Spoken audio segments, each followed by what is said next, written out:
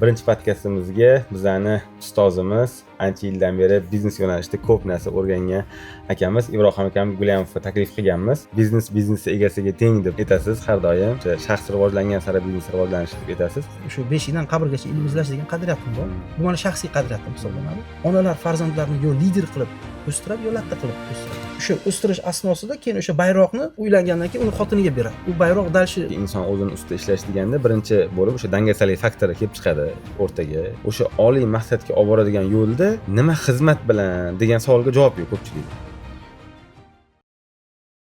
Assalomu alaykum aziz kuzatuvchilar.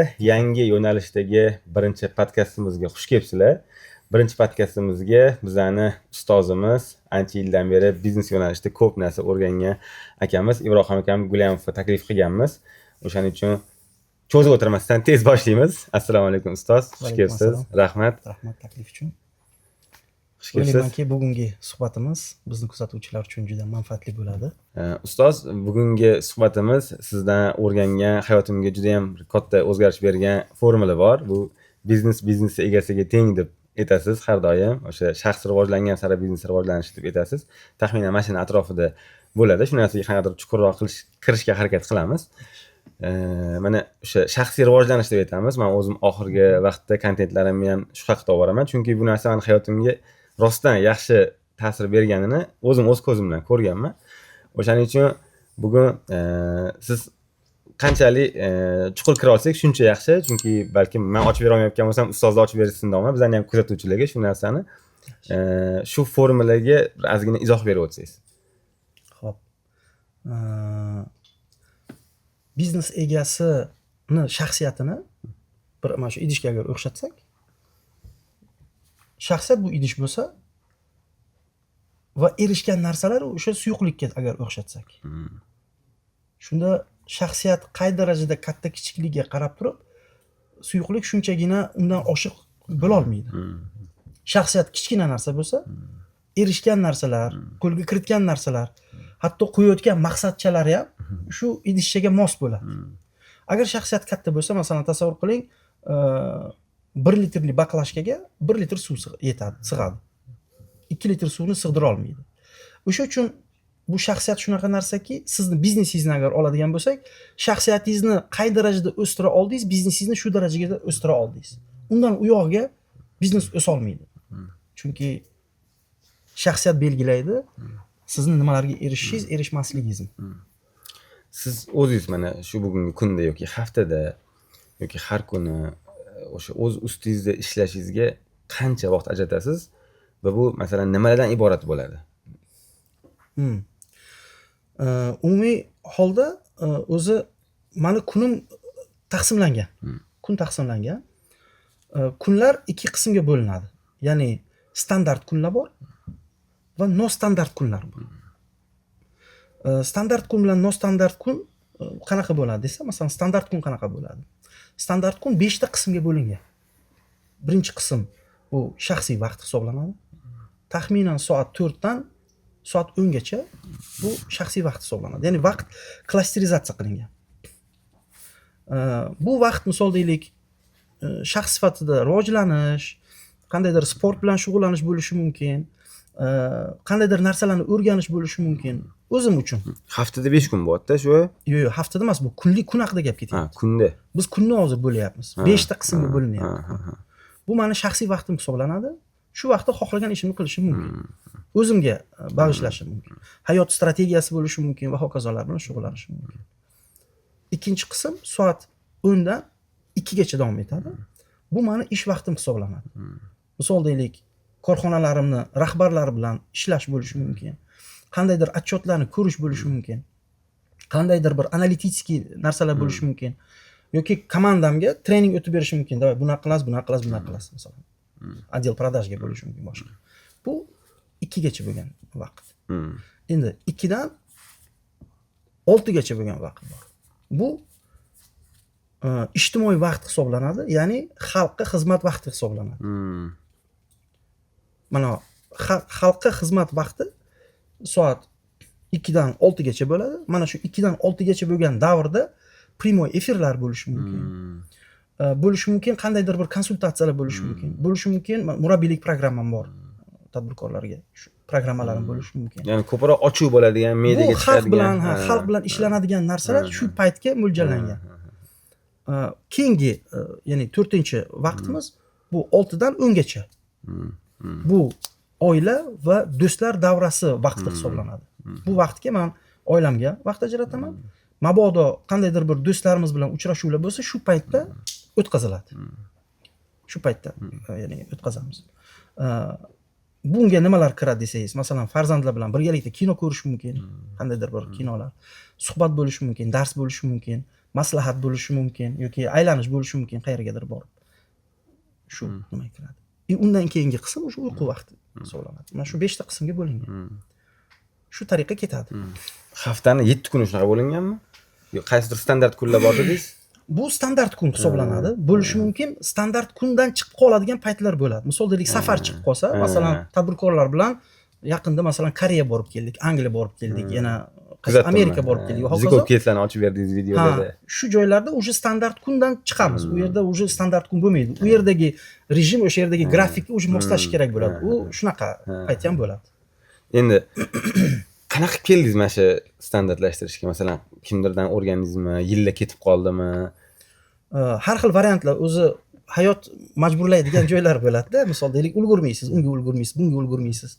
Keyin постоянно endi o'qish-ku, ya'ni beshikdan qabrgacha ilm izlash qadriyatlarimdan bittasi. Shu beshikdan qabrgacha ilm izlash degan qadriyatim bor. Bu meni shaxsiy qadriyatim hisoblanadi. Shunaqa shaxsiy qadriyatlarim bor, umumiy qadriyatlarim bor. Bu siz shaxsiy qadriyatingiz emas, hammamizning qadriyatimiz, faqat menimcha biz amal qilmaymiz, ko'pchiligimiz o'zi kerak. Shunaqa narsa. Uni shaxsiy qadriyat sifatida kiritganman-da, prosta. Kimlardir buni kiritmagan bo'lishi mumkin. Menda bu kiritilgan.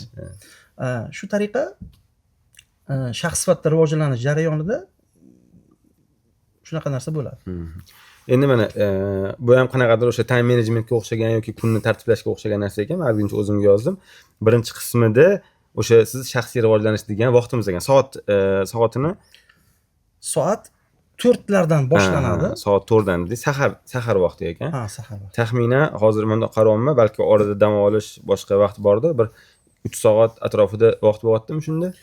Soat 4 dan 10 gacha.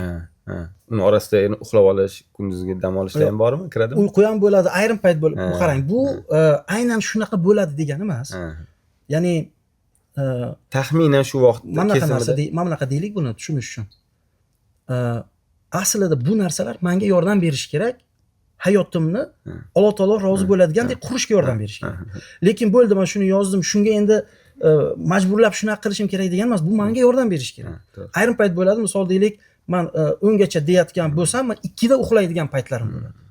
Bo'ldi, 2 da uxladingizmi, qaysidir joyda o'sha kech yo turishingizga to'g'ri keladi, yo yana qayta uxlash kerak bo'ladigan paytlar bo'ladi. Так что shunaqa narsalar ham bo'ladi. Bu 100% shunaqangi bu ramkadan chiqmaymiz degan joyi yo'q. Qaysidir joyda по-любому chiqiladi. Qanaqadir prioritetlarga shunaqa bo'lib qoladi. Endi bu narsani amal qilish kerak-ku. Ya'ni bu meni ish hayotimni osonlashtiradi. Sababi klasterizatsiya qilinganning evaziga bir paytning o'zida bir nechta ko'p hajmda ish qilish imkonini beradi. Misol deylik, ma'lum bir vaqtda mana masalan konsultatsiyalar vaqtini agar qarasak, konsultatsiya masalan bo'lib qolsa, meni shaxsiy yordamchim biladi, grafikimni, mana shu klasterimni biladi, klasterizatsiyamni qaysi paytga qo'yishni biladi. Misol deylik, menga ertalabki qo'ymaydi. Uni imенно shu joyda qo'yadi. Bo'sh vaqt bormi? Gaplashadi, o'sha joyga qo'yadi va ketma-ket qo'yadi. Bir paytning o'zida bir nechta odam bilan suhbat qilish imkonini beradi. Bu bilan suhbat qildim, ketdi, unisi bilan suhbat qildim, ketdi va hokazo. Lokatsiya bitta joyda bo'ladi. Shuning evaziga qisqa vaqt ichida ko'p narsa qilish imkonini beradi. Siz ham fokus o'sha uchrashuvlarda fokus bo'ladi-da, o'sha konveyer bo'ladi, boshqacha qilib aytsak. Zo'r ekan. Endi bizani bugungi podkastimizga moslab sal mana o'sha shaxsiy vaqtga yana chuqurroq kiraveraylik demoqchiman. O'sha vaqtda siz nima qilasiz? Masalan, har doim yoki ba'zan yoki aralash, masalan, nima qilasiz? Qaysidir paytlarda bo'lishi mumkin, nima qilamiz? Misol deylik, ayrim paytlar ko'chada prosta yuraman. Ayrim paytlar. Hech narsa qilmaysiz, yurasiz ko'chada. Prosta yurish bo'ladi. Nimaga? Yurishmi? Прогулка ertalab. Sog'lik anaqasiga. Qanaqadir o'ylashmi o'tda, masalan, yolg'iz yurasizmi? Yurish ham, fikrlash ham, prosta yurish. Shunchaki qanaqadir refresh sizda. Shunaqa joyi ham. qaysidir joyda podkast eshitish mumkin. Ha. Podkast yoki kitob, audio kitob va hokazolar bo'lishi mumkin. Qaysidir joyda bo'lishi mumkin hayot strategiyasi bilan shug'ullanish. Ya'ni misol deylik, hayotni butun umrimizda nima ishlar qilmoqchimiz, ya'ni shuni rejalari nima ishlar qilishimiz mumkin va hokazo. Qaysidir joyda qandaydir yangiliklar, qandaydir narsalar ko'rish bo'lishi mumkin. Qaysidir joyda bo'lishi mumkin duxovniy praktikalar bo'lishi mumkin. Hozirgi paytda o'sha duxovniy praktikalarga ko'proq qaratilyapti. Biz endi o'zimiz tilida ko'proq tafakkur deymiz, zikr deymiz, ibodat Shunaqa deymiz. desam bo'ladi. Ha, shunaqa. Demak, u yerda ko'proq o'sha yangi bilimlar hozir ko'proq aniq qildingiz, masalan, Keyin, podkast kstati, o'qish. yana bitta narsani aytib ketay. Bu imенно faqat shu vaqtdagina ilm olaman-u, boshqa paytda olmayman degan joyi ham yo'q. Misol deylik, o'sha beshikdan qabrgacha degan joy bor-ku. Misol deylik, boshqa vaqtlarimni ichida ham agar mabodo bo'shliq joy paydo bo'lib qoladigan bo'lsa, u yerda ham foydalanish mumkin bo'ladi. Bilim olishga ishlataveradi. Ha. Shunaqa. O'zingizga mana asosiy o'sha yangiliklar manbai sifatida, masalan, podkast dedingiz, audio kitob dedingiz, kitob o'zini o'qish bor bevosita yoki yana qanday kurslar bo'lishi mumkin. Qaysi birini birinchi o'ringa qo'yasiz? Video kurslarni. Video kurslar. Video kurslar birinchi o'rinda turadi. Sababi, misol deylik, kitob ham yaxshi narsa. Videoda ko'p narsa olish imkoni bor. Ma'lumotni qabul qilish endi har kimda har xil bo'ladi. Video orqali ma'lumot qabul qilish menga udobniroq. Sababi, misol deylik, videoni men 2x ga qo'ya olaman. Chunki hozir skorostni tezlashtirish imkoni bor-ku. 2x ga qo'yish asnosida vaqtni tejab qolasiz. Audio va videoni birinchi o'ringa qo'yapman hozir. Sababi o'sha hozir kitobni ham audio kitobi bor-ku. Shunaqa prilojeniyalar bor. O'rnatib qo'yganman. Uni audiosini topgandan keyin 2x ga qo'yish mumkin. Hozir 3x ga ham qo'yish mumkin bo'lgan narsalar chiqqan. Skorostni tezlashtirish imkoni beradi. Masalan, o'sha прогулка vaqtiga qo'yishingiz mumkin agar audio bo'lsa. Qo'yish mumkin-da. Vaqt tezlashtirib borar ekan-da. Shunday. Masalan, men poyezddan eshitgan edim, adashmasam o'tgan yil bo'lsa kerak, siz o'sha Chingizxonni hayotini o'rganishga ma'lum bir katta vaqtingizni sarfladingiz. O'tgan yilmidi bu narsa? Undan oldingi yilmidi? Oldingi bo'lsa kerak. Menimcha bir necha yil oldin. Bir nechta ma'lumotlar, balkim kitoblar bo'lgandir, ichida audiolar bo'lgandir. Bu ham o'sha shaxs sifatida bitta odamni o'rganib olasiz, qaysidir yaxshi tomonlarini menimcha o'rganmoqchisizda. Bu ham shaxsiy rivojlanish deb hisoblayman men. O'sha haqida ozgina mana qanaqa o'rgandingiz, undan nimadir oldingizmi yoki xatolari nima? O'zi nimaga Chingizxon? Dunyoda juda katta o'zgarishlar qilgan odamlarning biri hisoblanadi Chingizxon. Shuncha imperiyalarni yo'qotganda, ya'ni yo'qib tashlagan. Nimani evaziga bunaqa narsa kuchga ega bo'lgan? Musulmonlarni katta bir imperiyalarini barbod qilgan joylar bor-da. Nima bilan qilgan bu? Qanday qilgan bu? Nima o'zi sabab bo'lgan bunga?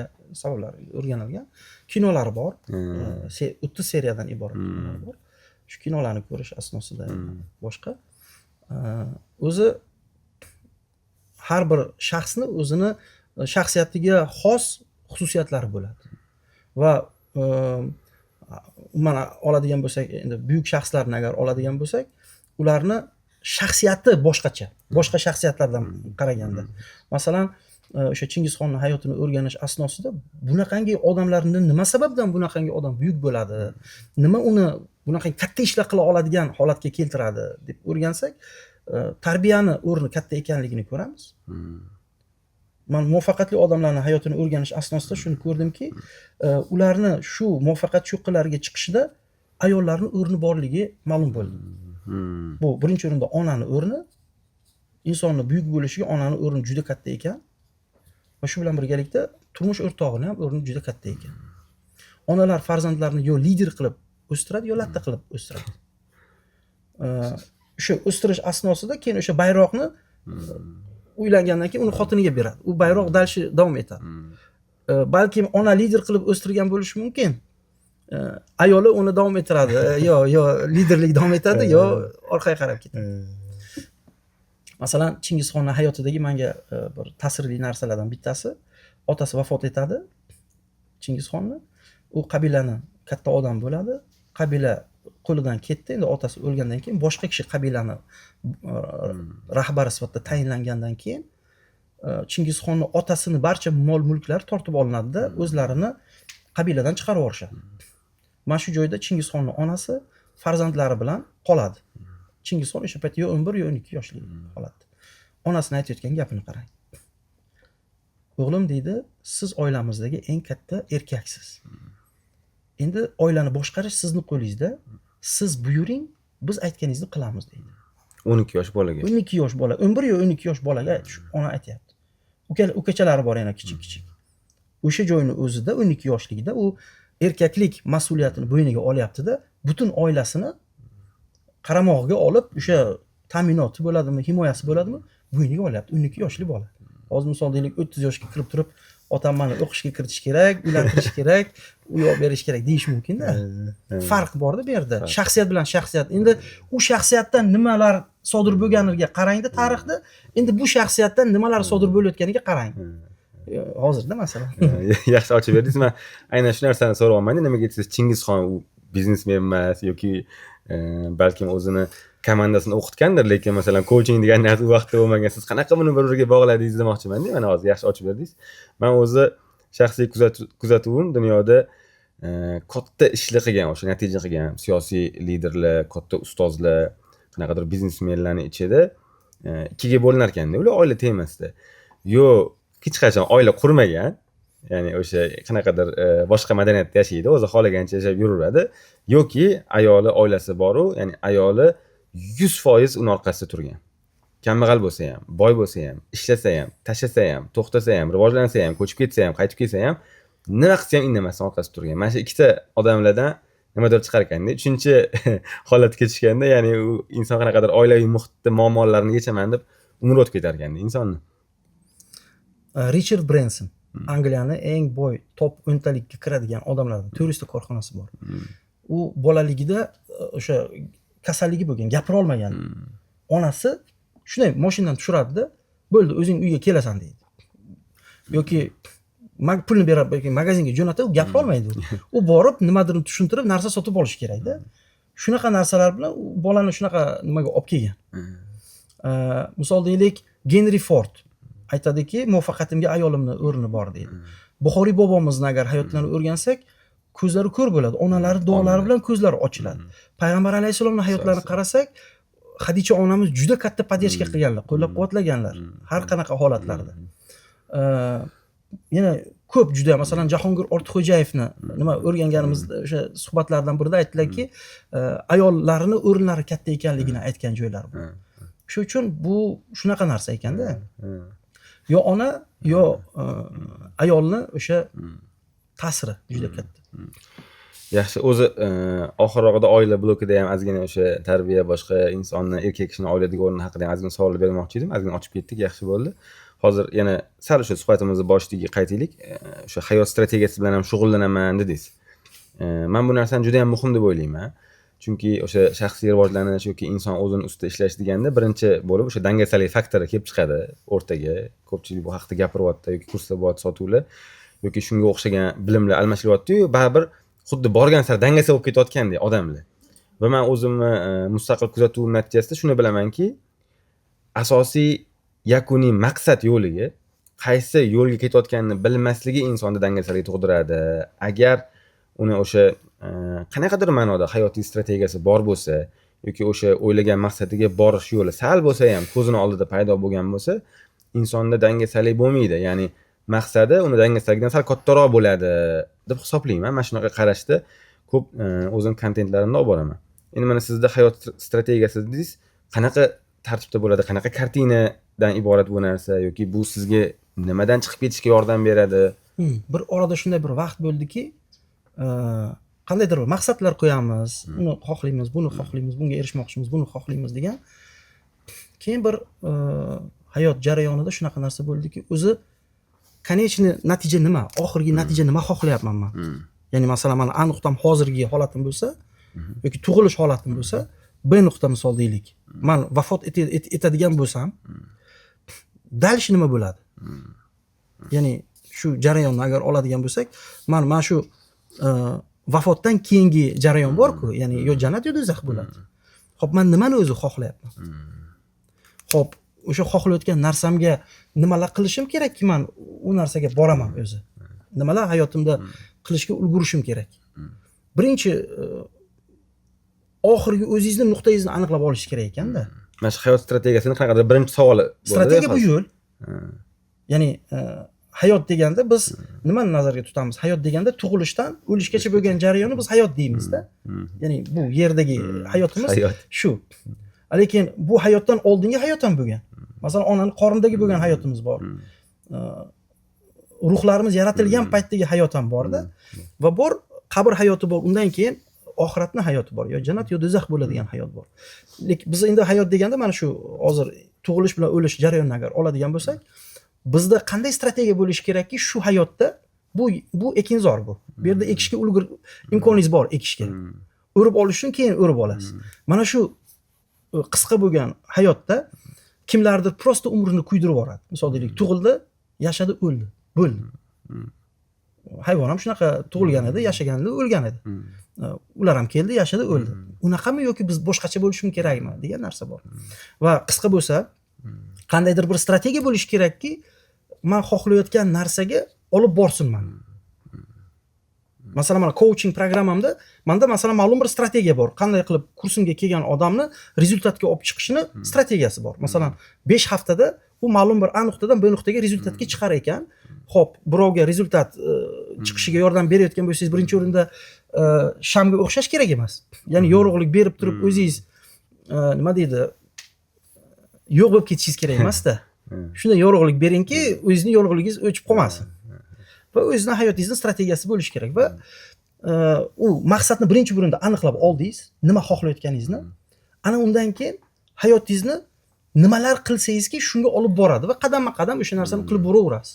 O'zi to'g'ri ketyapsizmi, noto'g'ri ketyapsizmi, to'g'ri qilyapsizmi, noto'g'ri qilyapsizmi, ketaveradi shu narsa. Nima ishlar meni olib boradi? Shunda maqsadni aniqlab qo'yish kerak. Oliy maqsad deymiz biz buni. Shaxsiy oliy maqsad. Undan keyin qadriyatlarni belgilab chiqish kerakki, siz o'sha maqsadga yurayotgan paytingizda yo'ldan chiqib ketmasligingiz uchun. Bordurlarni qo'yib chiqish kerak bo'ladi. Ya'ni bu shaxsiy qadriyatlar hisoblanadi. Mana shu maqsadga olib borish yo'li. Maqsadga olib borishda qadriyatlar bo'lishi kerak. Men nimani qilaman, nimani qilmayman. Strategiya bu yo'l. Oliy maqsad bu eng oxirgi nuqta. Bordurlar bu qadriyatlar o'sha yo'ldan chiqib ketmasligi uchun. Yo'ldan chiqadigan paytlar bo'ladi. Yo'ldan chiqish nima deydi? Bu tabiiy narsa. Chunki siz juda katta yo'lda yuryapsiz-da. Muhim narsa sразу yana qaytib yo'lga qaytish.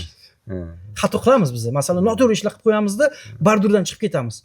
Tavba qilib, pushaymon bo'lib, shartda o'sha yo'lga yana qaytish juda muhim. Yo'lda bo'lish muhim. Mabodo agar yo'lda yetib bormasdan turib qaysidir narsalarga nimadir bo'lib qolsa, maqsad, niyat narsalar bo'lgani uchun umid borki, Xudo shuni mukofotini beradi. Shunaqa. Xato qilib qo'ysa tez qaytib olish juda muhim. Va har kuni shu narsalar ustida ishlanadi. Mana men ko'p kuzataman, masalan, insonlar bilan suhbatlashamiz, o'zim ham shu mavzuga qiziqqanimdan keyin ko'p shu savol atrofida aylanaman. O'sha baribir ham bizning do'stlarimiz, yaqinlar, o'zimiz tanigan odamlar o'sha oliy maqsad nima deganda hammamiz endi bir musulmon inson sifatida Alloh taoloning roziligi deymiz. Lekin hayot tarziga keladigan bo'lsak, hamma o'zini yashayotgan davrdagi o'rtacha statistika hayot tarziga tushib qolaveradi. Ibodatini qilayotgandir, bir yilda bilmadim ro'za tutayotgandir yoki zakotini, ihsonni berayotgandir. Bu ham yaxshi deb o'ylayman, lekin o'sha oliy maqsadga olib boradigan yo'lda nima xizmat bilan degan savolga javob yo'q ko'pchilikda. Mana shu narsani qanaqa qilib belgilasa bo'ladi yoki topsa bo'ladi yoki mavhumku, ya'ni oliy maqsad hosil bo'ldimi, hosil bo'lmadimi? Ya'ni u boyagi aytganingizdek o'limdan keyingi hayot, ya'ni Alloh taoloning roziligiga erishish. U mavhum bizni to o'sha kunga borgunimizcha.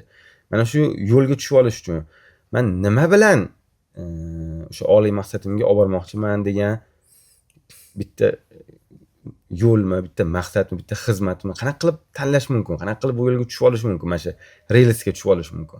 Birinchi o'rinda o'zi bizga Alloh taolo aql berganda, aqlning vazifasi nimadan iborat? Aqlning vazifasi ya'ni to'g'rini, noto'g'rini, foydalini, zararlini ajratib berishmi? Bu bitta bir funksiyasi. Bu bitta funksiyasi, lekin asosiy funksiyasini topish kerak. Asosiy funksiyasi nima buni? Xuddi bizga aqlni nimaga berdi? Birinchidan aqlni o'zini tanish uchun berdi. Alloh taoloni tanish uchun berdi bu aqlni. Qidirish uchun berdi. Ya'ni Alloh taoloni qidirish kerak. Topish kerak uni. Yo'lini topish kerak. U nima xohlaydi? Nima uchun bizni yaratdi? Aql ishlash kerak. Nima men o'zi keldim bu dunyoga deyish kerak. Savol berish kerak. Nima uchun keldim men bu dunyoga? Sabablarini topish kerak-da. Ana o'sha sabablarga intilish uchun kerak aql bizga. Va aql bizga kerak. Biz faqat jasaddan iborat emasmiz. Biz ruhoniy holatimiz bor, bizning ruhimiz bor. O'sha ruhimizni kamoliga yetish uchun yo'lni qidirish kerak. Aqlning vazifasi. Ko'pchilik odamlarni ko'rasiz, misol deylik, mana hayvonlarda asosiy nimalar qiladi desangiz, yeydi, ichadi, uylanadi, endi uylanadi deylik, shu tomonda uy quradi. Uy quradi, shu qiladi. Ana endi jamiyatdagi odamlarga qarang. Ular nima ish qilyapti? Ular masalan uy quryapti, uylanyapti, bola chaqa qilyapti, yeydi, ichyapti. Shunda savol paydo bo'ladi. Ularni o'sha hayvonlar bilan farqli tomoni nima deydi o'zi desak, aqlda. Xo'p, bo'pti, aqlning funksiyasi nima bo'lmasa, aql nima yordam beryapti bu yerda o'sha desangiz agar, ular qiladigan narsani bular ham qilyapti misol deylik. Bu vaqtda aql o'yindan chiqib ketayotgan ekanda. Aqlni ishlatilmasligi bo'lyapti. Shunda farq nimada bo'lyapti desa, farq qolmayapti bu yerda. Hayot tarzida farq qolmayapti. Hayot tarzida farq qolmayapti. Biron bir o'zgacha bir narsani ko'rmaysiz. Bu ham o'sha ishni qilyapti, bu ham o'sha ishni qilyapti. Aql bilan shu narsaga kela olishimiz kerak. Aql shu yordam berish kerak bizga. O'sha yo'lni, relsni topib olish uchun o'zimizni topib olishimiz kerak. Birinchi mana nima uchun yashayotganingizni aniqlab olganingizdan keyin, ana undan keyin juda narsalar oson bo'ladi. Bildingiz, siz nima keldingiz bu dunyoga, qayerga qarab ketyapsiz, nima uchun yashayotganingizni bilganingizdan keyin endi mana shu yashash mazmunli bo'lishi kerak degan narsaga kelasiz. Xo'p, mazmunli bo'lish uchun menga Xudo qanday qobiliyatlarni berganki, men o'sha talantlarni chiqaray ro'yobga degan narsa paydo bo'ladi. Bo'lmasa o'zidagi bor bo'lgan boyliklarni ochmasdan qonlarini ketadi odam. Xudo telefon funksiyasini ishlatmagan. Shunga o'xshagan, ha. Chunki o'zini bilmayapti, u kon ekanligini, juda ham ko'p boyliklar unda yashiringan ekanligini bilmayapti-da, o'tib ketyapti. Ana endi shuni anglagandan keyin aytadiki, deydi, men bexudasiga kelmagan ekanman. Demak, men bu hayotda maksimal menda strategiya bo'lish kerak degan narsaga keyin keladi. Bu uchun o'zini qobiliyatlarini topishga harakat qiladi. Topishda nima men tavsiya qilaman? O'zini qobiliyatlarini topishda. Birinchi olish kerakda, mind karta qilish kerak. Mind map degan programmalar bor. Miyangizdagi narsalarni tushirishga yordam beradi. Приложениялар ham bor, mind map degan. Xo'p, nima qilish kerak? Qo'lingizdan nima ishlar keladi hozirga qadar, hammasini yozib chiqish kerak. Xo'p, masalan, gitara chalishni bilaman. Masalan, odamlar bilan suhbat qilishni qo'limdan keladi. Masalan, loydan nimadir yasash qo'limdan keladi. Xullas, xayoliga kelgan hamma narsani yozib chiqadi. Qo'ldan nima qila oladi? Yana yozib chiqadi, nimalarni biladi. Biladigan narsalar, qo'ldan keladigan narsalar bu. Biladigan narsalarni ham yozib chiqadi, qo'ldan keladigan narsalarni ham yozib chiqadi. Yozib chiqqandan keyin har biriga ball qo'yish kerak. Ya'ni qanaqa ball bo'ladi? Misol deylik, qila olaman, qila olishiga ball qo'ysin. Va unga yoqishiga ball qo'ysin. Misol deylik, u qila olish bilan yoqish u vashya farq qiladigan narsa-da.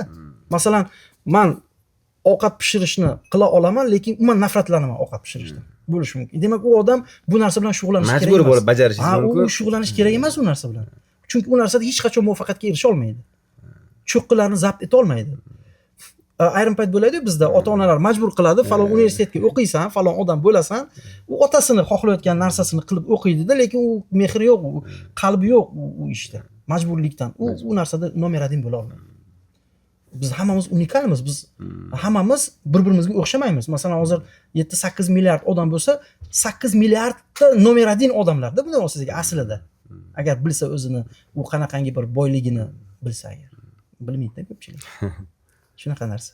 Shu joyda ro'yxat qilib chiqadi, ya'ni umumiy ro'yxat qiladi, nima ishlar qo'lidan keladi, nimalarni biladi va har biriga ball berib chiqadi. Masalan, nima qila olishiga ball qo'yib chiqadi. Qila olishimga masalan 5 ball, Ovqat pishirishimga 5 ball. Falon narsaga 3 ball, falon narsaga 7 ball berib chiqadi. Keyin qila olishdan tashqari menga yoqadimi, yoqmaydimi degan joyga ball qo'yib chiqish kerak. Masalan, ayrim shu narsani qo'yib chiqqandan keyin ballarni keyin ko'rib chiqadi. Xo'p, bu odamda nimalarga qiziqish bor, nimaga intilish bor, nimalar unchalik xohishi yo'q. Bu yerda xohishga qarash kerak. Chunki inson xohlasa, любой narsani qila oladi. Xohish bo'lsa agar. Uni o'rganish mumkin. Masalan, talantli odam bor, talantsiz odam bor. Qaysi birida ustunligi bor desak, talantli odamda ustunligi bor. Chunki unga Xudo bergan shu talant. Qobiliyati bor. Qobiliyatni bergan ha. Qobiliyat bor, bunda qobiliyat yo'q. Endi ikkinchi tomoni bor. Qobiliyatli odam, lekin harakat qilmasa, o'z ustida ishlamasa, ikkinchi odam qobiliyati yo'q, lekin o'z ustida ishlaydi, harakat qiladi. Qaysi birida rezultat ko'p bo'ladi desak agar, mehnat qilganda ko'proq rezultat bo'ladi. Chem talanti bor, mehnat qilmagandan ko'ra, talanti yo'q, lekin mehnat qilgan ko'proq narsaga erishish mumkin. Silvestr Stallone bunga misol. Silvestr Stallone degan aktyor borda. Bizning yoshligimizda endi Ko'rganmiz. Rambo degan kinolar bo'lardi-yu. Agar o'sha aktyorni agar hayotini o'rgansak, u unda ma'lum bir nimasi bor-da, nima deydi? Gapirishida qiyinchiliklari bor. Ya'ni gapirish apparati unchalik yaxshi rivojlanmagan. O'sha o'zi og'zini qimirlashini ham ko'p shu og'zini qimirlashning o'zi ham o'sha kasalligi bor-da, xolos. Ya'ni to'liq mukammal sog'lom emas. O'sha uchun ham u kinoga snimatsiya qilmoqchi bo'ladi, kinoga anaqa tushmoqchi bo'ladi, uni yo'q deyshadi. U ssenariy tuzadi. Ssenariysini borib nechtadir rejissyorlarga taklif qiladi. Uni o'zim o'ynayman deydi. Ssenariyni ayrimlar aytadiki, yo'q, отказ ko'p bo'ladi, ayrimlar aytadiki, ssenariyni ber, lekin o'zing to'g'ri kelmaysan, chunki u yerda parametrlar bor-da, anu 90-60-90 degan narsalar bo'ladi-yu. Shu u yerda ham o'shanaqa nimasi bu. Umuman biron bir parametrga to'g'ri kelmaydi. Na 60 ga, na 90 ga to'g'ri keladi. Lekin harakatning evaziga u o'sha aktyorlik nimasida rolga chiqadi. Juda yaxshi anaqa Rocky degan kinosi bor, yana qanaqadir narsalar bor. Juda yaxshi cho'qqilarga erisha oladi. Talanti bor-u, lekin talantini hayotga chiqara olmaganlardan zo'r rezultatlar qila oladi. Nimani evaziga desangiz agar, mehnatning evaziga. Mehnat juda katta anaqa talab qiladi. Natijalarga olib keladi. Talanti bo'lmagan sohada ham, lekin ham talantini topsa, ham u ustida mehnat qiladigan bo'lsa, juda katta narsalarga erishadi. Men o'sha uchun ro'yxatni tuzganda o'sha ma'lum bo'ladi ham. Mana bu ustida ishlasa bo'ladi, mana buni kuchaytirsa bo'ladi. Keyin o'sha nimaga qiziqishlarini bilib turib, keyin unga soha tanlashga yordam bersa bo'ladi. Ya'ni qiziqishlari, qo'ldan kelishlari nima sohaga unga yordam beradi. O'sha asosda men tavsiya qilaman 25 ta sohani yozib chiqsin. 25 ga 5 degan sistema bo'yicha ishlaydi. Ya'ni 25 ta ishni ro'yxat qilib chiqadi. Qiziqadigan sohalarni. Ha, ya'ni shu qiziqishlari bor. Ya'ni chunki qiziqish juda muhim narsa. Yaxshi ko'rish juda muhim narsa. Konfutsiy aytadi, inson yaxshi ko'rgan narsasi bilan shug'ullansa, u ishlamabdi deydi.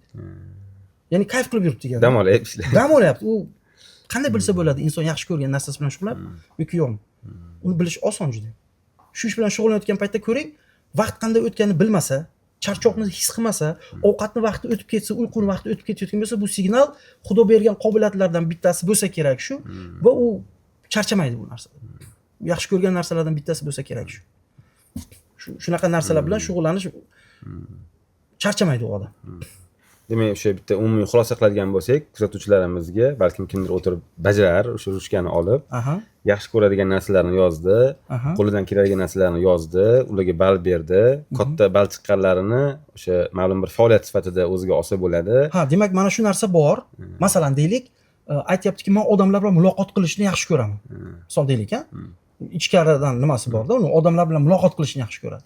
Demak, shunday sohalarni va shunday yo'nalishlarni tanlash kerakki, muloqot kuchli. Sotuvchi bo'lishi mumkin, marketing bo'lishi mumkin, HR bo'lishi mumkin. Shunaqa tomonlari. O'zini nimalarini topish uchun. Ana undan keyin 25 ta masalan ro'yxat qiladi sohalarni. 25 ta ro'yxat qilgandan keyin ichidan 5 tasini tanlab olsin. 5 tasini tanlab olishda nimalarga e'tibor qaratadi? Birinchidan shunda, ya'ni endi boshlamoqchi bo'lganlar haqida gap ketyapti-ku, to'g'rimi? Ya'ni qobiliyatlarini topib, yo'lini topish kerak-ku. Hayot yo'lini topish kerak. Chunki hayotda biz majburmiz, tirikchilik qilishimiz kerak, pul topishimiz kerak. Chunki bu hayotdagi eng katta instrument bu pul bo'lyapti. Resurs bo'lyapti. Resurs bo'lyapti, любой masalani hal qila olishimiz mumkin. Moddiy olamdagi har bir masala, juda ko'p masalalar. U narsa uchun qandaydir kasbga bog'lanish kerak. Kasb uchun esa o'zini birinchi topib olish kerak. nima uni qobiliyatlar bilan Xudo yaratdiki, o'sha ishini topsin. Va o'sha yo'nalishda nomer 1 bo'lishi mumkin. Agar topsa o'sha o'zini qobiliyatini. Bittada topilmaydi, propit ko'radi. Ko'radi. 25 ta ro'yxat qildi, 25 tadan 5 tasini tanlab oldi, quyidagi kriteriyalar bo'yicha tanlab oladi. Birinchidan, bu soha rivojlanyaptimi, rivojlanmayaptimi? Ikkinchi, talab bormi yoki yo'qmi bu sohada? Tez pul aylanadimi yoki sekin pul aylanadi? Yoqayaptimi unga yoki unchalik yoqmayaptimi? Yoqish darajasi.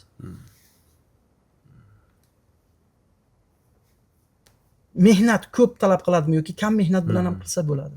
Pareto qoidasi bor-da, 80 ga 20 degan.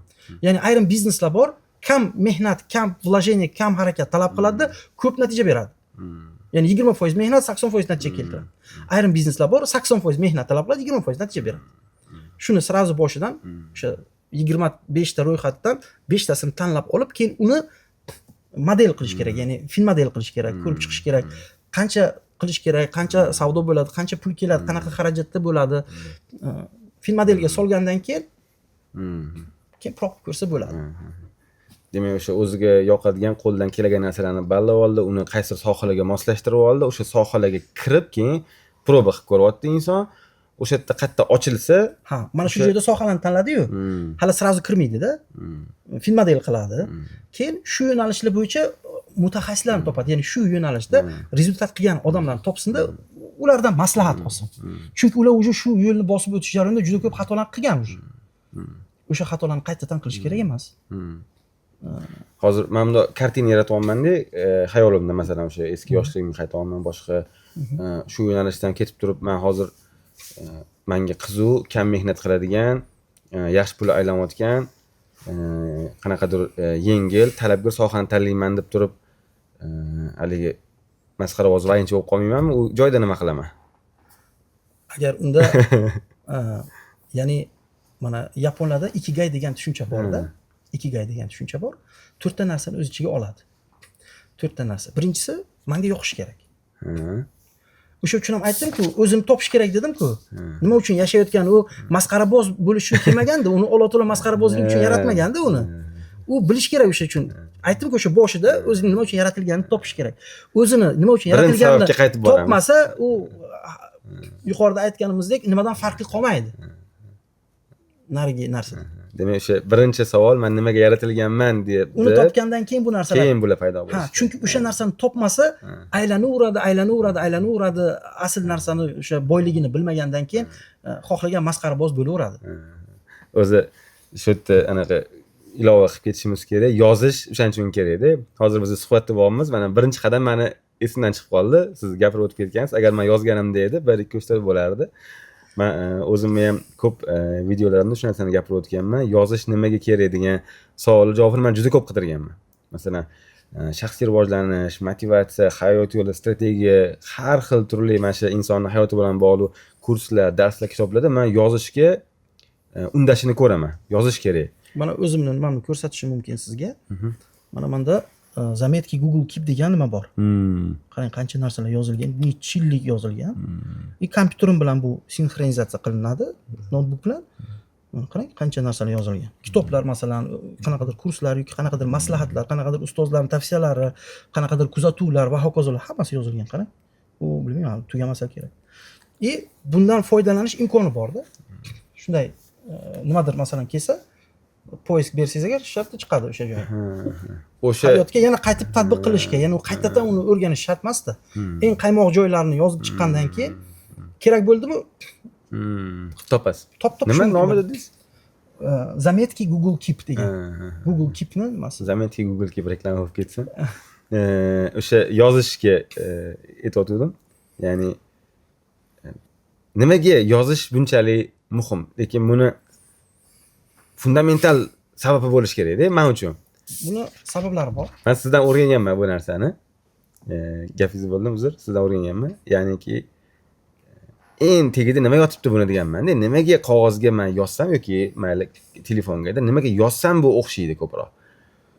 O'shani coaching darsingizda o'rganganman. Butun dunyo hayoti yaralishdan oldin Alloh taolo uni qalamni yaratib yozdirgan. Vaholanki Alloh taolo yaratgan narsa yozuvsiz ham o'zini sistemasida ishlayverardi, hech qanaqa xato ketmasdi. Hech kim tizimni buza olmasdi. Alloh taoloning buyrug'ida ishlaydi hamma narsa, lekin ma'lum bir o'rnak sifatida qilinadigan ishlarni yozib qo'yish o'sha ishlarni ya'ni tizimli davom etishiga sabab bo'ladi. Mana masalan bizni Degansiz. o'z tadbirkorimizni qarang. Sherikchilik qiladi, yozmaydi, shartnoma yo'q. Og'zaki, men senga ishonaman, sen menga ishonasan, o'rmon qoidalari asosida kelishuv qiladi. Yoki qarz oldi berdisida ham masalan yozmaydi. Shuning evaziga men berganman deydi, unisi aytadi, men olmaganman deydi, isbotlay olmaysan deydi. Xullas shunaqa narsalarga olib keladi. Yozuvni yo'liga. Ha, yozuvni yo'qligi. Misol deylik, korxonada sistema quraman desa, albatta biznes egasi yozishni yaxshi ko'rish kerak.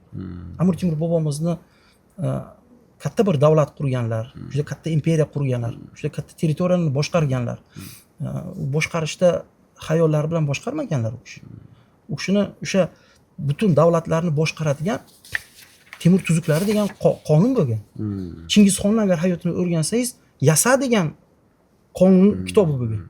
O'sha orqali boshqargan. Ma'lum o'sha qadriyatlar, normalar, nimalarga amal qiladi. Standartlar, normalar, hamma narsa bo'lganda. O'sha asosida boshqarilgan. Mana shu o'zi ikkinchi blokimiz biznes haqida edi. Ustoz, o'zingizni bevosita yo'nalishingiz, mana shunga ham ozgina kiraylikda. Ya'ni boyginga bog'liqlik demoqchiman, shaxsiy rivojlanish, insonning shaxsi o'sishi, o'sha biznesga qanaqa ta'sir qilishini tushuntirib berdingiz, ya'ni idishga o'xshab, boshqaga o'xshab. Masalan, kundalik qarorlarimizda, kundalik ishlarda ozgina chuqurroq kirib, sal detalliroq ochib beraylik demoqchiman. O'zingizda bo'lgan keyslar yoki shogirdlarda bo'lgan keyslar, o'sha shaxs o'zini ustida ishlashi qanaqa yordam beradi, masalan, uni biznesini o'stirishiga, atrof muhitini o'zgarishiga, balkim to'g'ridan to'g'ri pulini ko'payishiga qanaqa yordam beradi? Keling, sizga misol tariqasida aytaman. Mana Kodak kompaniyasi. Kodak. Kodak kompaniyasi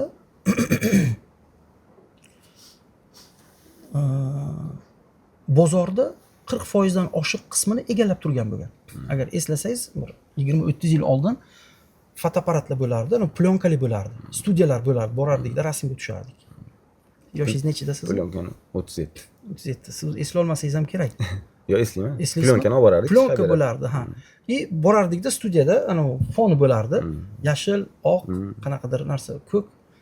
Turardikda rasmga tushirardida, keyin bitta xonachasiga kirardida, o'sha yerda suvga solib, qorong'ulikda plyonkani proyavka qilardida, keyin undan rasm chiqardi. Kodak kompaniyasi shunaqa plonkalar savdosida dunyoda nomer 1 kompaniya bo'lgan. Juda katta hajmda sotgan. Steven degan bir yigit, o'sha ishxonada Kodakda ishlayotgan yigit, sifrovoy fotoapparatni ixtiro qiladi. Bu 75-yil haqida gap ketadi. 1975 xato qilmasam sanasida. Ixtiro qiladi, rahbariyatga taqdim qiladi. Aytadiki, mana deydi, shunaqa narsa ixtiro qildim. Shunaqa katta fotoapparat bo'ladi. Va rahbariyat bu kompaniya kelajagi uchun xavf deb qabul qilishadi buni. Chunki butun biznesni o'ldirishi mumkin-da bu. Endi hozir shuncha bozorni 40% dan oshiq qismini egallab turibsiz-da, bu yerda sifrovoy fotoapparat qilsangiz, shuncha bozorni o'zini o'ldirgan bo'lasiz. Plonka o'yindan chiqib ketadi, Plonka o'yindan chiqib ketadi. Qanaqa deydi, yig'ishtir bu narsani deydi, ya'ni qabul qilishmaydi. Keyin nima bo'ladi? Oradan ozgina vaqt o'tadi. Boshqa kompaniyalar ham bu izlanishlar qiladi. Sony kompaniyasi sifrovoy fotoapparat ixtiro qiladi. Keyin Canon, keyin Fujifilm, keyin Nikon kabi kompaniyalar bozorga chiqadi-da, sifrovoy fotoapparatlar chiqadi bozorga. Kodak esa hali ham plonka savdosi bilan shug'ullanib yuribdi-da, bozorning juda kattaroq ulushini egallashni boshlaydi. Chunki ayrimlar o'sha plonkani kamaytirib, sifrovoyga o'tayotgan paytda bu plonkani yana kuchaytiradi. Shunday qilib, orada nechidir yil o'tadi, sifrovoy fotoapparatlar ancha rivojlanadi. Bularning savdosi o'sha tushishni boshlaydi. Undan keyin bular ham sifrovoy fotoapparatga o'tishimiz kerak degan fikrga kelishadi-da. Xullas, bo'ladigan narsasi nima desangiz agar, 12-yilga kelib, 2012-yilga kelib Kodak kompaniyasi 100 yildan ziyodroq faoliyat yuritgan kompaniya o'zini bankrot deb e'lon qiladi. Nima bo'ldi shu joyda desangiz agar, davr o'zgaryapti. Biznes egalari o'sha davrning o'zgarishiga mos holatda o'zgarishi majbur. O'sha uchun shaxs sifatida rivojlanish shu joyda muhim. U biznesida zo'r, Kodakda zo'r, plonkada zo'r. O'sha vaqtda shaxs sifatida noto'g'ri qaror qabul qilib qo'ydi. Nima uchun qildi? Yengilligi yopilib qoldimi? Yopilib qoldi. Chunki uni otasi qilganda bu biznesni. Otasi qurganda bu biznesni. Buni olsangiz agar ota bobosimi balkim avloddan marketing haqida yoki moliya haqida gap ketmayapti. Ya'ni shaxsi qarori haqida gap ketyapti. Albatta, qaror. Ya'ni ko'ra olmayapti kelajakni, chunki kelajakni ko'ra olish kerak-ku. Liderlarni xususiyatlaridan bittasi kelajakni ko'ra olish kerak. Shu yerda kelajakni ko'ra olmayapti. Biz bozorni egalladik, bo'ldi deyapti. Va shu holatga kelyapti misol deylik. Ana endi buni boshqacharoq bir dehqoncharoq tushuntirishga harakat qilaman. Nimaga? Shaxsning rivojlanishi muhim, biznesning rivojlanishi jarayoni. Tasavvur qiling, bir odam bor. Bir aytaylik 500 yil umr ko'ryapti deylik yoki 1000 yil umr ko'radigan odam bor deb tasavvur qilaylik. Chunki tarixda 1000 yil yashagan odamlar bo'lgan. Hozirgi davrda shunaqa bir odam bor deb tasavvur qiling, 1000 yil yashaydigan odam. Shu Amir Temur bobomiz davrlaridan beri bor deylik yoki undan ham oldinroq misol deylik. Bor. O'sha paytda nima talab qilingan? Ya'ni nima talab qilingan? Siz nimadirda yutuqqa erishishingiz uchun desa agar jangovar bo'lish, jismoniy baquvvat bo'lish, masalan qilich bo'lsa, qilichda jang, yaqin jangda qilich bilan jang qila olish kerak. Uzoqroq joyda demak kamon bilan nima qila olish kerak? Nayza bilan jang qila olish kerak. Uloqtirish bo'lsin yoki nayzani nima qilish bo'lsin va harakatlanish jarayonida sizda ulov kerak. Ya'ni otda harakat qilish kerak. Sizda ot ulovda uzoq masofalarni bosib o'tishga sabringiz ham bo'lishi kerak. Jismoniy baquvvat, yana ustingizda masalan temirdan kiyimlar kiygan paytda shunaqangi bir quvvat kerak sizga. Endi o'sha bir 1000 yildan aytaylik qanchadir tug'ildi, o'sha davrda shu narsa kerakligini bildida, haqiqatan ham u narsa uni jonini saqlab qolishga yordam berdi. G'alaba qozonishga yordam berdi, muvaffaqiyatga erishishga yordam berdi deb tasavvur qilamiz. Chunki nayzani otgan paytda bunaqalarni himoya qildi. Jangda g'alaba qozona oldi. Masofalarni bosib o'tishda kerak bo'lsa, qochishda ham ot bilan uni ko'nikmalari unga zo'r yordam berdi. Endi davr o'zgardi. Mana o'sha odam bizni hozir davrlarimizga yaqinlashib keldi. Misol deylik, qaysi davrga deylik? O'zimiz miltiqlar ixtiro qilingan davrga.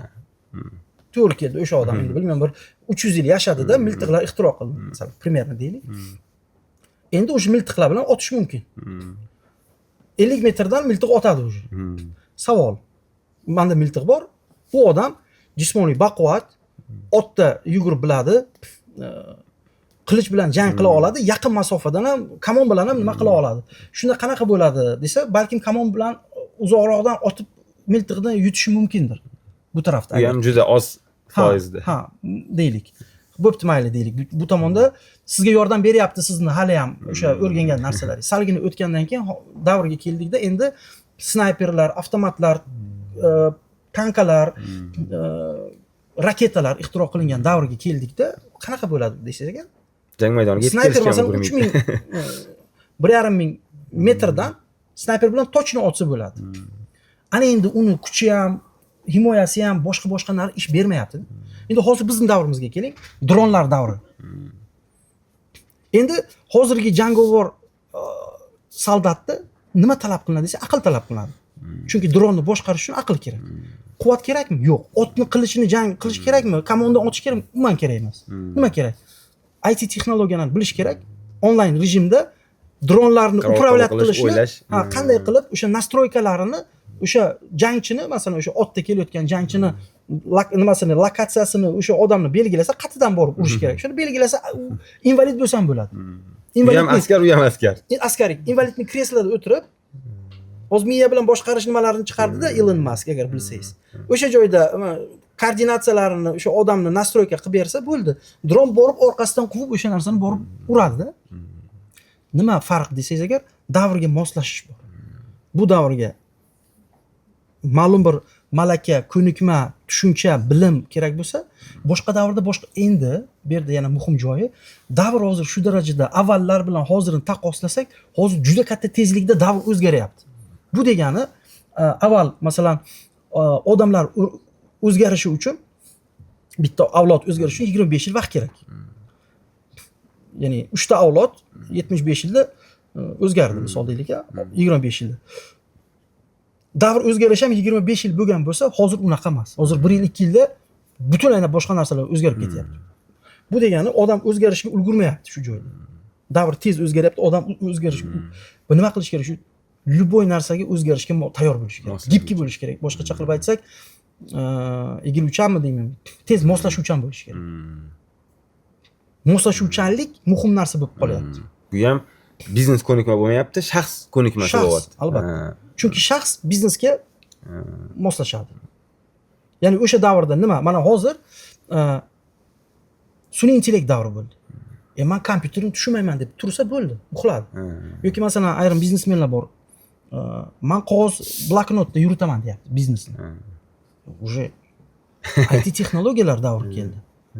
Уже sun'iy intellekt bilan mana bizda Bifoza degan programmamiz bor. Do'konchilarni, chakana, ulgurji savdo, ishlab chiqaruvchilarni biznesini avtomatlashtirib bitta telefondan biznesni boshqarish imkonini beradi. Hozir sun'iy intellekt qo'shyapmiz. Sun'iy intellekt qanaqa bo'ladi desak agar, skladga qaraydigan sun'iy intellekt. Savdoga qaraydigan sun'iy intellekt. Sun'iy intellekt sizga aytadi, aka deydi skladingizda shuncha tovaringiz bor, mana bu tovaringiz pulni muzlatib yotibdi.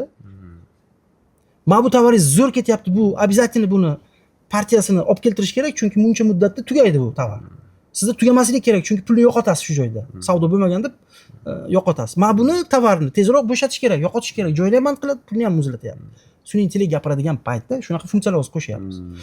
Yoki masalan kamerani sun'iy intellekt bilan ulayapmizda, sizni do'koningizga kirgan klientlaringizni sanab beradi.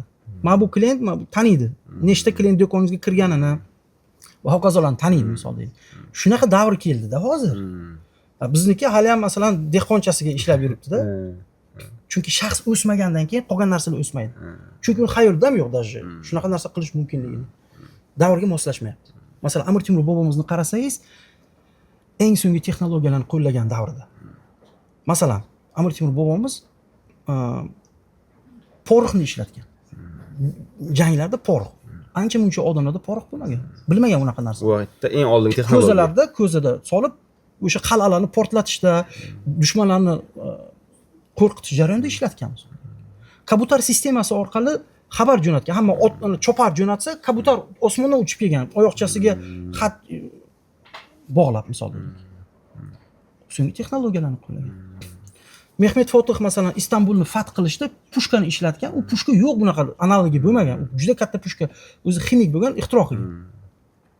Juda katta pushka. Ya'ni oxirgi texnologiyalarni ishlatganda shaxs birinchi o'sadi, keyin mana yo'q, shu otda boramiz, qilishda boramiz demagan, nimadir yengillik kirgizishga harakat qilgan. Endi mana eng og'riqli nuqtasi shuki, endi biz tadbirkorni o'qitamiz-ku. Bu yerdan xitoyliklar masalan kirib kelyapti. Oxirgi texnologiyalar bilan, nima deydi, biznesdan misolda agar olsak, jang bilan taqqoslasak, tankalar bilan, branjiletlar bilan, dronlar bilan bilsangiz, dronlar bo'yicha Xitoy hozir nomer 1 ketyapti. Hammasi shular bilan kelyapti-da, bizning tadbirkorimiz dehqonchasiga biznes yuritadi-ku, ketmon bilan chiqyapti-da. Yana biz yutamiz deb turib o'ziga yana nimasi ham bor. Ishonch ham bor yani. Faqat duh bor-da, bizniki duh bor. Bu yaxshi narsa. Faqat quruq duhni o'zi yetmaydi-da. O'zini nimasini noto'g'ri baholash bo'ladi. Nima bo'ladi desangiz agar, ketmon ish bermaydi prosta. Mana shu narsaga olib keladi. Bizning ota bobolarning yo'li bunaqa bo'lmagan. Ular ustoz bo'lgan. Bizda hozir ustoz yo'q ko'pchilikda. Ular ilmga o'zini bag'ishlay olgan. Ular har bir ishini ilmga asoslanib qilgan. Agar bir Samarqand, Buxoro, Xivalarga borib qarasangiz, Amir Temur bobomiz shunday gapi bor edi, bizning kimligimizni bilmoqchi bo'lsangiz, biz qurgan imoratlarga qarang. Shunaqangi imoratlar qurilganki, uni aqlda tasavvur qila olmaydigan darajada odamlar ko'chmanchi yurgan paytda shunaqa imoratlar qurilgan. Bu vaqt o'to'lida yashalgan. Shunaqa. Ya'ni shunaqa imoratlar qurilish nerealniy qurilish bo'lgan. Na sement bor, na armatura bor, na kran bor. Misol deylik-da. Shunaqa narsalar hali ham bor. Necha 100 yil bo'lyapti misol deylik. Nima evaziga? Chunki har bir narsani ilmga asoslanib qilgan. Shaxs daraja shunaqa darajada rivojlangan bo'lgan bu odamlar. Shuning uchun shunaqa narsa. Men o'sha yaxshi ochib beryapsiz. Coachingda men juda hayron qolganman o'sha birinchi borganimda, balkim hozir programmalar o'zgargandir. Bir kun, 2 kun faqat o'sha tushunchalar bilan ishlangan o'sha vaqtda, ya'ni tadbirkor dunyoqarashi, o'sha pashsha bilan arini juda sodda qilib, ya'ni yaxshilikni ko'ra olish, yoki bo'lmasam o'sha ishni, vazifani topshirishda men o'zim hammadan yaxshi qilaman deb o'ylamaslik, ya'ni u yerda to'g'ridan to'g'ri instrumentlar emas, biz marketing to'g'risida gaplashmayapmiz, HR to'g'risida gaplashmayapmiz, moliya to'g'risida gaplashmayapmiz-da, tadbirkorning tushunchasi haqida gaplashganmiz. Bir kun, 1,5 kun faqat shu haqida bo'lgan. Demak, yana ham men o'sha amin bo'laman sizning so'zlaringizdan, oldin birinchi insonning tushunchasini o'zgartirib olish kerak. U hatto o'zini biznesini o'zgartirmoqchi bo'lsa ham. Bu yerda bitta narsa. Professional ustoz yoki professional o'rgatadigan odamlarni ongi bilan ishlayapti-da. Haqiqiy professional dehqonni agar haqida oladigan bo'lsak, dehqon qanaqa ishlash kerak? Uni qo'lida urug' bor-da. Urug'ni yerga ekishdan oldin yerni yaxshigina yumshatish kerak. Shudgor qilish kerak yerni. Yumshatish kerak qattiq anaqa yerni. Keyin jo'ya qiladi. Keyin misol deylik, urug'larni qadaydi, keyin suv beradi yoki tam o'g'it ozgina narsa beradi. Birinchi lekin yerni tayyorlaydi. Mana bizning sohada biz ham tadbirkor keldida, uni birinchi miyasini tayyorlash kerak bo'ladi. Unga instrument berish kerak emas. Misol deylik, qo'liga pichoqni instruksiyasini o'rgatmasdan turib pichoqni bersangiz, u pichoqni noto'g'ri ishlatish mumkin-da. Qo'lni kesib oladi. Kesib oladi, o'ziga zarar qiladi, boshqalarga ham zarar qiladi. O'sha uchun birinchi miyani nastroykasini to'g'rilab olish kerak. Professionallar shunday qiladi. Birinchi nastroykani to'g'rilaydi, keyin urug'ni sepadi. Urug'ni o'sib chiqish effekti foizi juda yuqori bo'ladi. Boshida lekin ayrim odamlar bor, sabr qila olmaydi-da. Mana shu joyda boshida senga konkret instrumentni bermaymiz, tayyorlanadi. Aytadiki, nima men hech narsa o'rganmayapman-ku deydi, ketib boradi shu joyda. Nega biz marketing o'qimayapmiz deydi. Ha, shunaqa narsa. Nimaga biz boshqa narsa o'rganamiz? Unaqa emas, birinchi miya tayyorlanishi kerak. Ayrim spikerlar bor, misol deylik, srazu birinchi nimadan urug'ni yerga sepaveradi. Вроде бы urug' sepildi, lekin qushlar yeb ketadi. U o'sish foizi juda ham past bo'ladi. Ya'ni natija nima bo'ladi desangiz agar, ko'p narsani вроде бы eshitgan bo'ladi, lekin hayotga tatbiq qila olmaydi. Muammo shunda. O'zi o'rganishdan maqsad nima desangiz, o'rganish uchun emas. O'rganish sizni harakatga olib kelish kerak. Sizni hayotingizni o'zgartirishga olib kelish kerak. Bu yerda bilag'on bo'lish muhim emas, qilag'on bo'lish. Qilag'on bo'lish uchun uni to'g'ri, ya'ni bu yerda men shuni o'zim uchun bildimki, ustozdan juda ko'p narsa bog'liq. Ya'ni hayotga nimadir tatbiq qilishda shogirdning natijasi yaxshi bo'lishda ustozning o'rni katta. Ustozning o'rni katta. Biznesda Chunki odamlar juda aqlli odamlar. Odamlar hammasini miyasi aqli ishlaydi. Prosta biz ma'lumotni noto'g'ri beramiz. Noto'g'ri keraklik ketma-ketlikda bermaymiz. Noto'g'ri tartibda beramiz. Shuni evaziga u miyasiga o'sha narsani polishkaga qo'ya olmaydi. To'g'ri tartib bilan o'sha narsani hayotga natijasini ko'rsata olmaydi. Ko'rsata olmaydi. Bizga bog'liq, ustozlarga bog'liq. Noto'g'ri dars berishimizga bog'liq. Shunaqa qilib o'sha tushuncha to'g'risidagi bilimlar darsni boshiga ko'chib qolgan ekanda. O'sha iloji yo'q-da uni. Uni oxirida bera olmaysiz, o'rtasida bera olmaysiz. Yaxshi, hozir mana biznes haqida ham ozgina gaplashdik. Endi tadbirkorlarni ham yana bitta muammolardan bittasi o'sha ishga sho'ng'ib ketib, oila, farzand degan narsa bor. O'sha boy sizda qanaqadir kun tartiblari bor ekan. Bu yerda ham baribir shaxsni o'rni tutadi deb o'ylayman men. O'zim ko'p misol keltiraman. Masalan, tasavvur qildim, men o'rtoqlarimga yaqin insonim bilan o'tiribsangiz, suhbatlashyapsan yoki choyxonada yoki yaxshi ko'rgan insoning bilan, oilang bilan telefondan ko'ra qizuvroq bo'lishing kerak deyman-da, hozirgi kunda shunaqa-ku. O'sha hozir telefondan qiziq bo'lish yo tursin, vaqtimiz yetmayapti. Borib o'tirishga, oilaga vaqt ajratishga yoki farzandlar bilan qanaqadir muloqot o'rnatishga. Bu ham men bevosita o'sha shaxsiy darajasiga bog'liq deb hisoblayman. Mana shu jihatdan sizda qanaqadir keyslar, bilimlar yoki tavsiyalar. Shunda savolingiz qanaqa bo'ldi? Tadbirkor ko'p vaqti ketib qoladi-yu ishiga. Oilasiga vaqt ajrata olmaydi. Bu narsa baribir oilaga ta'sir qiladi. Qanaqa qilib bu narsani tartibga qo'yishsan? Oilasida o'sha uni shaxsi qanaqa rol o'ynaydi? Mana hozirgi paytda dunyoda pul katta bir instrument bo'lyapti. Pul katta instrument. Sababi pul bilan hozir prosta onangizga telefon qilib, onajon men sizni yaxshi ko'raman deyish uchun shotingizda pul bo'lish kerak-da. Bog'lanyapti-da hamma narsa. Pul sababiga hamma narsa bog'lanyapti. Hozir ro'zg'oringizda misol deylik kamchiliklar bo'lsa, muammoga olib keladi. Farzandingizning maktabi, boshqasiga pul yetmasa, u ham muammoga olib keladi. Ya'ni pul muhim bir instrumentga aylandi. Endi pulga nima olib boradi desangiz, yo ish bo'ladi.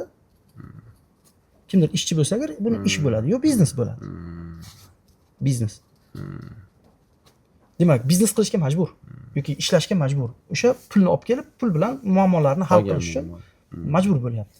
Ana endi tadbirkor maqsadi nima edi o'zi biznes qilishdan? Vaqtim ko'proq bo'lsin, yaxshi ko'rgan narsalarimga vaqt ko'proq ajratay. O'zim ham yaxshi ko'rgan narsa bilan shug'ullanay degan narsasi bor edi. Lekin nima bo'lyapti desangiz, buni aksi bo'lyapti. Vaqti naborot. Hamma vaqti kirib ketyapti. Yakshanba ham ishlayapti. yaxshi ko'rgan narsalar bilan ham shug'ullana oladi, o'ylaysiz ham vaqt ajrata oladi. Nimani evaziga desa, biznesda tizim qurmaganni evaziga. Hamma mas'uliyatlar uni o'ziga bog'langan.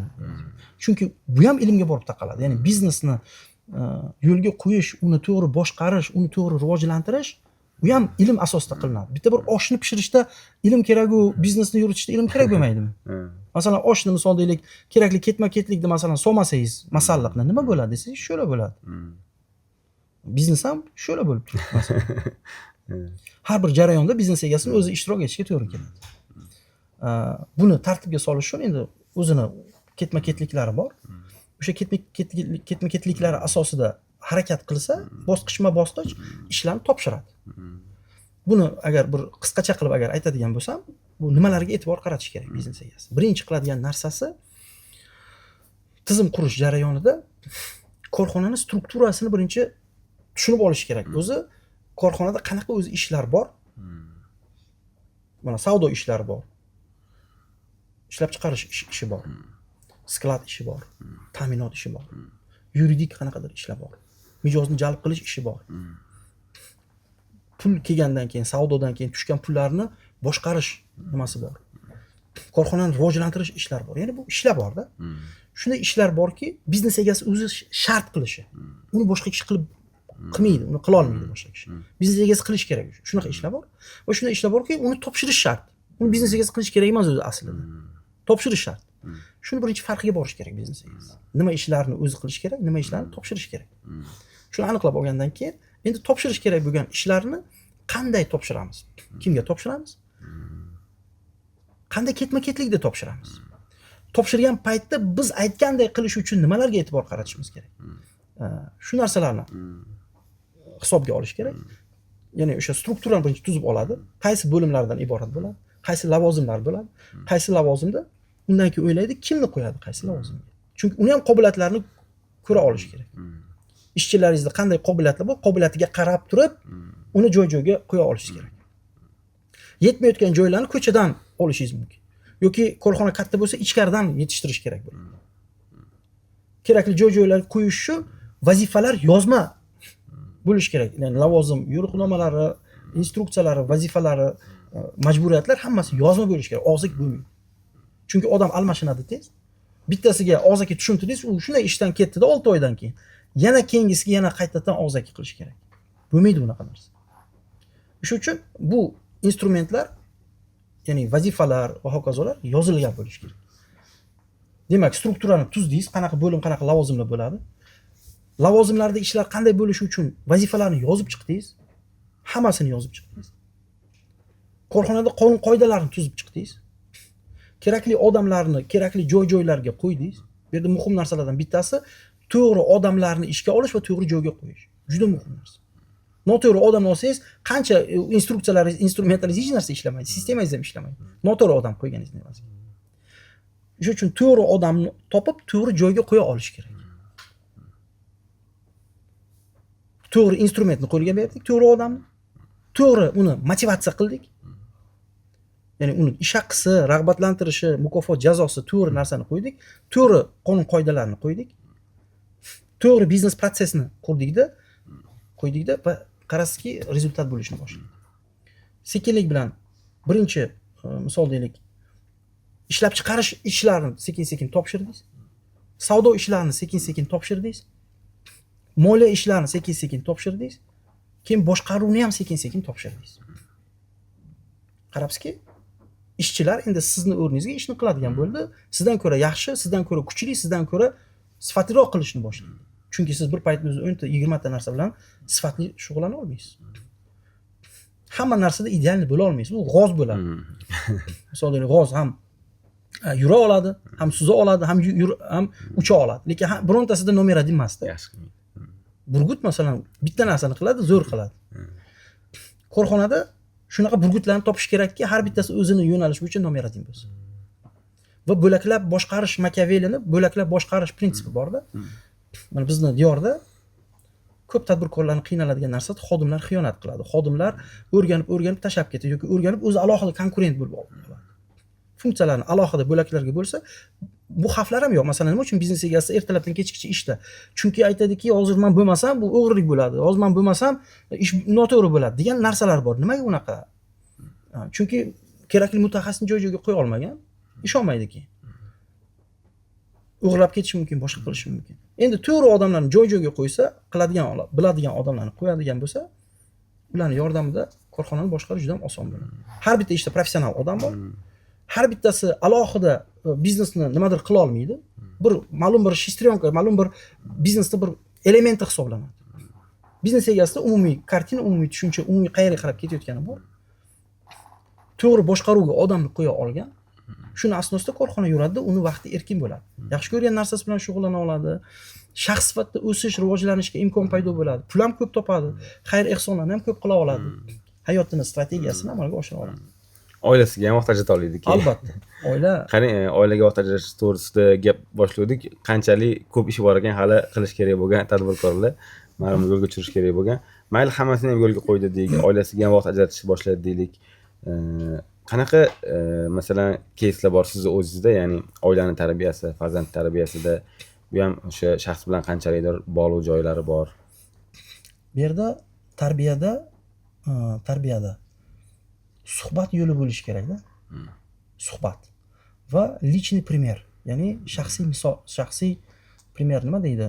Ya'ni O'rnak. shaxsiy o'rnak. Ya'ni tarbiya jarayonida suhbat va shaxsiy o'rnak roli ish beradi. Misol deylik, bizni ota bobolar nonushtani ertalab hamma oilaviy qilgandi. Hozirgi kunda masalan bu qadriyatlar ketyapti. Har kim o'zi zavtrak qiladi, ketadi. Har kim o'zi obed qiladi, ketadi. Ujin qiladi, ketadi. Nima uchun bu muhim? Oilaviy yig'ilish, jamlanish juda muhim narsa. Chunki jamlanish jarayonida suhbat bo'ladi. Masalan bizda nimamizda, qadriyatlarimizda ovqatlanayotgan paytda suhbat qilib ovqat yeyiladi. Nimaga? Chunki suhbat jarayonida ta'lim ham ketadi. Parallel. Chunki insonlarga nasihat ta'sir qiladi. Va shaxsiy misol dedik. Ya'ni siz farzandingizga sigaret chekma deb turib o'zingiz sigaret chekib turayotgan bo'lsangiz, unga tarbiya ta'sir qilmaydi-ku. U eshitgan emas, qush uyasida eshitganini qiladi emas, ko'rganini qiladi deyiladi-da. U o'sha narsani ko'ryaptimi, o'sha narsani takror qiladi. Siz ota, ona sifatida ibrat bo'la oladigan darajada bo'lishingiz kerak. Unda buni qil, buni qilmas, o'zingiz hayotingizda uni ko'rsatib bera olishingiz kerak. Shunaqa narsa. Va farzandingizni qanday atrof muhitni, qaysi odamlar bilan, kimlar bilan birga bo'layotganiga qarash kerak.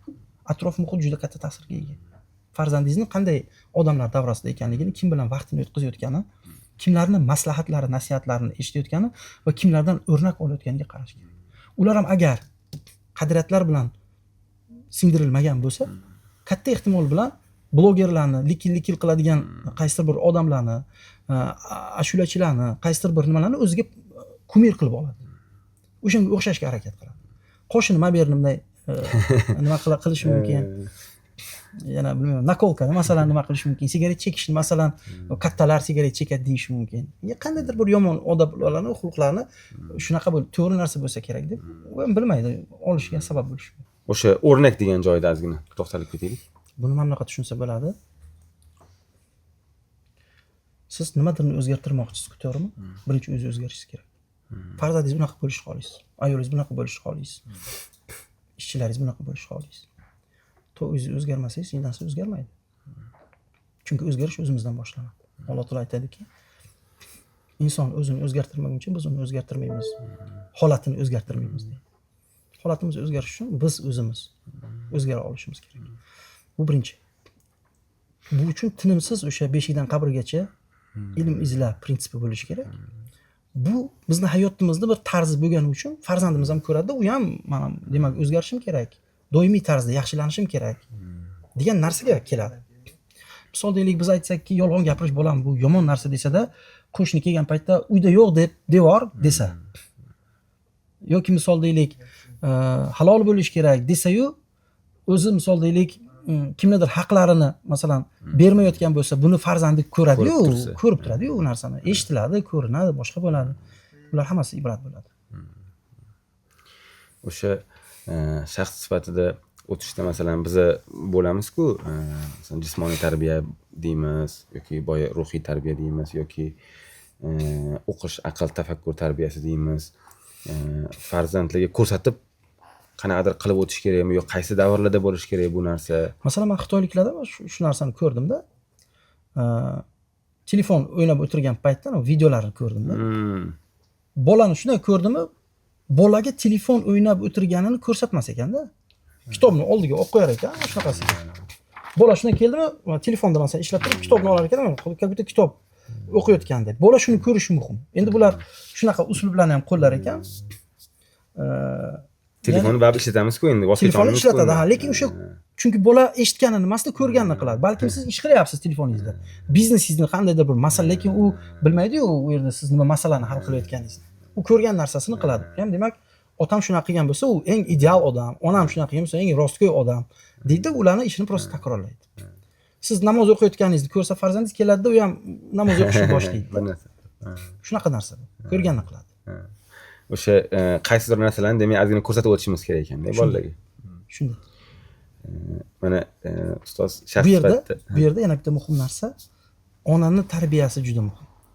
Ya'ni biz erkaklar ayollarimizni o'qitishimiz kerak.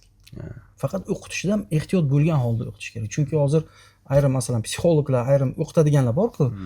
Misol deylik, sen o'zingga o'zing erkinsan, xohlaganingni qilishing mumkin. Nima kerak? Xohlagan narsangni qil. Sen ham bir shaxssan. Seni ham o'zingning istaklaring bor. Nimaga sen birinchi o'ringa o'zing qo'yishing kerak degan ayrim tushunchalar bor. Bu tushunchalarni noto'g'ri tushunishadi. Shuning evaziga siz o'qitdingizda, o'qitgandan keyin bo'ldi, menga o'zim muhim ekanman, men bola chaqa uchun berib kelmaganman deb turib, oilalar ajrashish holatlari bo'ladi. Bunaqa o'qishlarga qo'yish kerak emas-da. Shunday o'qishlarga qo'yish kerakki, farzandning tarbiyasiga katta bir sabab bo'lsin. Oilani jipsligiga sabab bo'lsin. O'sha uchun ham ustoz tutish juda ham muhim hisoblanadi. Ustoz tutish, to'g'ri ustoz tutish. Ya'ni o'sha ayolimizni ham shaxs sifatida rivojlanishini e'tiborga olishimiz kerak. Chunki agar o'smasa, fikrlar bitta joydan chiqmaydi. Bittasi tog'dan, bittasi cho'ldan bo'ladi. Bu oilaga ham putur yetishga olib keladi. Siz qanaqa darajada o'syapsiz? Chunki qiziq bo'lmaydi. Ya'ni temangiz topilmaydi-da. U o'zini olamda, siz o'zingizni olamingizda bu bilan maslahat qiladigan narsalar yo'q. Erkakning muvaffaqiyatga erishishiga ayolning roli bor. Uni ham roli bor. Ayol erkakni ruhlantiradigan joyi bor. Tasavvur qilingda, siz biznesingizda qandaydir bir qiyinchilikka duch keldingizda, ayolingiz sizni ruhlantirishi kerak shu joyda. Dadasi, bu muammolar bosib o'tasizmi bu muammolarni? Bunaqa muammolar anchasini siz yenggansiz desa, erkakka duh beradi misolda. Lekin tushunmasa, bu temalar suhbat qilinmaydi. Yana boshladingizmi, nima qildingiz deb tursa, hech shunaqa yoki tushunmasa, erkak o'zi nima ish bilan shug'ullanadi, umuman sohasini ham tushunmasa, qiziqqan bo'lmasa unga, nimani masalan ruhlantiradi, nima bo'yicha maslahat beradi degan joyi ham bor-da. Yaxshi, o'sha bo'lmasa suhbatimizga bitta xulosa sifatida mana shaxsni o'zini ko'rib chiqdik, biznesdagi rolini ko'rib chiqdik, ozgina bo'lsa ham oiladagi insonning shaxsiyatini rivojlanishi qanaqa foydalarini ko'rib chiqdik. Bir umumiy xulosa qilib bersangiz ustoz bugungi suhbatimizga. Menimcha chiroyli ochib berishga harakat qildik. Ya'ni insonning o'sha rivojlanish yo'lini, maqsadlarini, boshqasini. Xulosa qiladigan bo'lsak, birinchi o'rinda inson o'zligini aniqlab olsin. Kim u? Nima uchun keldi bu dunyoga va qayerga qarab ketyapti? Va mana shu uzoq hayot yo'lida o'ziga albatta ustoz tanlasinki, yo'ldan adashmasin, yo'ldan chiqib ketmasin, yo'lga chiqsin u, yo'ldan chiqmasin. Buni ustozsiz iloji yo'q. Va hayot jarayonida shunday hayotni o'tkazsinki, o'zidan keyin ibrat bo'ladigan, o'zidan keyin o'sha namuna bo'la oladigan meros qoldirsin va farzandlarni shunday tarbiya qilsinki, ular ham u nimaga erishgan bo'lsa, farzandlar undanda o'sha narsaga yanada yaxshiroq narsaga erishadiganiga erishsin. Buni qanday tushunamiz? Misol deylik, biz hayotimizda nimadirlarga erishdik-ku. Biz ko'rdik, masalan, qandaydir bosib o'tgan joyda xatolarni ko'rdik. Men bu joyda agar imkon bo'lganda qaytardim, men buni to'g'rilardim degan joylarimiz bor-ku. Biz o'zimizda otamizdan ko'ra, ular ham bizda shunaqa xohlashganda bizdan yaxshiroq rezultat qilishimiz. Biz ham ularni, farzandlarimizni o'zimizdan uzoqroq joyga, yaxshiroq nuqtaga uloqtiramizda, ya'ni erishsin deymiz. Noldan boshlamasin deb, kelgan joydan davom ettirsin, o'sha marraga tezroq erishsin degan narsa bo'lishi kerak. Va shu narsaga demak targ'ib qilaman nima deyman. Rahmat ustoz. Mazmunli suhbat bo'ldi. Vaqt ajratganingiz uchun rahmat. Kuzatuvchilar sizlarga ham rahmat. Bu ishimiz bilan sizlarga hayotingizga foydali maslahatlarni bera olgan bo'lsak, juda ham xursand bo'lamiz. Rahmat. Assalomu alaykum. Rahmat. Assalomu alaykum.